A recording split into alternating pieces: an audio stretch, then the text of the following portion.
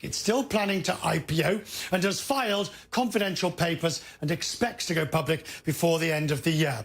The chief executive joined me a short while ago and told me that if Airbnb can face a pandemic with all those problems, then it can face pretty much anything else that's likely to come its way during an IPO.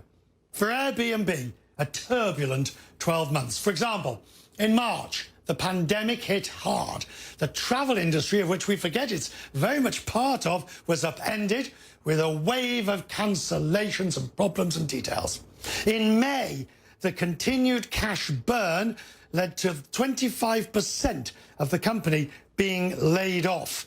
And then in August, the global ban on house parties, because those house parties were turning into super spreader events. Brian Chesky is the CEO of Airbnb. In an exclusive interview, he joined me, and I wanted to know how Airbnb was performing in the midst of what's happening now. When we started Airbnb, it was pretty hard. I never quite thought 12 years later we would do anything that was quite as hard as Airbnb, or starting Airbnb, but it turns out running a travel company in the middle of a pandemic that loses 80% of its revenue in a couple months and doing it all remotely via Zoom is quite difficult. We had to manage our stakeholders. We had to restructure the company, but something pretty remarkable started to happen. And that's that, people are still yearning to travel, but they're traveling differently than they used to. They're not crossing borders. They're not traveling for business. But what they're doing is they're getting in a car and they're going 200 or 300 miles to near destinations, and they're staying in homes. And this has been something that's really been a huge and welcome surprise for Airbnb, and I think for the industry more broadly. The travel industry is being absolutely destroyed at the moment, and you're a part of that industry. If you look at destinations, I had the Greek tourism minister on the program yesterday talking about the difficulties. We've had airlines every day talking about the difficulties, yourself talking about the difficulties. What do you all need? Take off your put on your industry, because you're such a fundamental part now of the travel and tourism industry.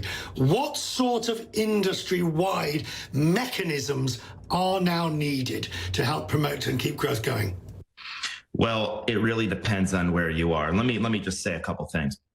United States, France, United Kingdom, Germany, these are countries that have very strong tourism right now because they have domestic markets. Parts like Greece, where travel is more of an import, people aren't crossing borders. So what we need is there's really a tale of two travel economies. Countries where people travel within the country, and those are actually doing pretty well. And then countries or even states like the United States, like Hawaii, where they're not doing as well because people are afraid to cross borders. So what we need is ways for people to feel comfortable getting on airplanes and feel comfortable crossing borders. If that doesn't happen, then you're going to have some winners, which are big domestic economies. You're going to have losers, which are basically going to be people that require tourism as an import, and that's going to be very important. Thank you. Let's talk about Airbnb, the company now. Did you filed for an IPO, which was likely to happen before the end of the year. Haven't you got enough on your plate, Brian? I was looking for a side project. Why on earth would you choose that? Even today, the Nasdaq's down 5%, which shows the volatility. Man, why would you choose now to embark on something as difficult and volatile as an IPO?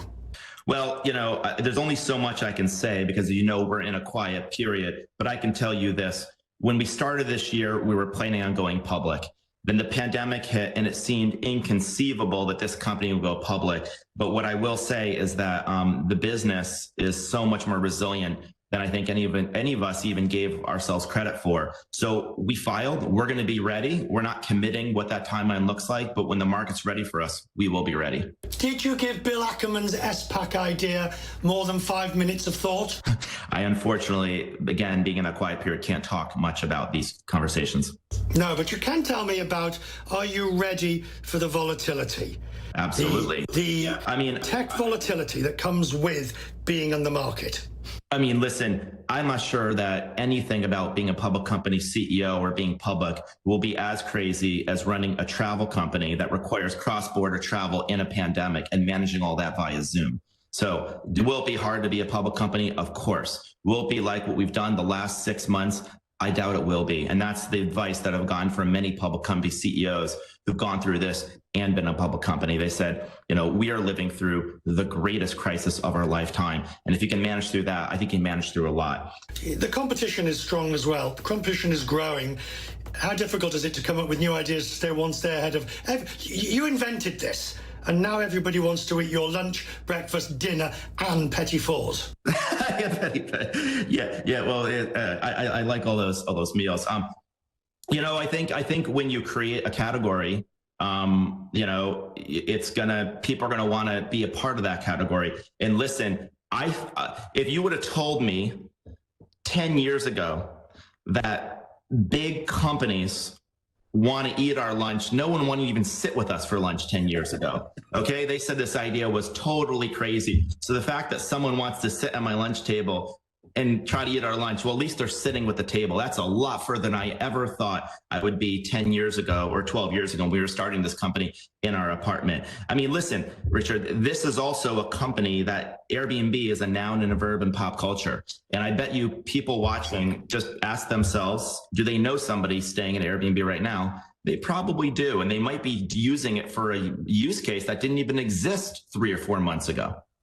I love the fact that that was going to be my last point. How does it feel? How does it feel starting a company that has become a noun and I'm just going to Airbnb it? No, I'm not staying in a hotel. I'm just going to Airbnb it. I feel really lucky.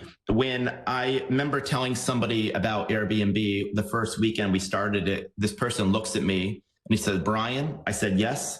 He said, I hope that's not the only idea you're working on.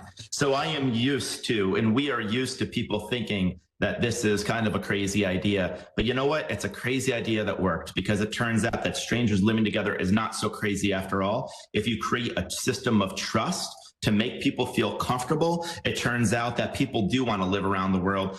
And I think hopefully, Richard, what you'll see is this is just the beginning. Brian Chesky, refreshing to hear a CEO talk in such blunt terms and such interesting terms, to be frank.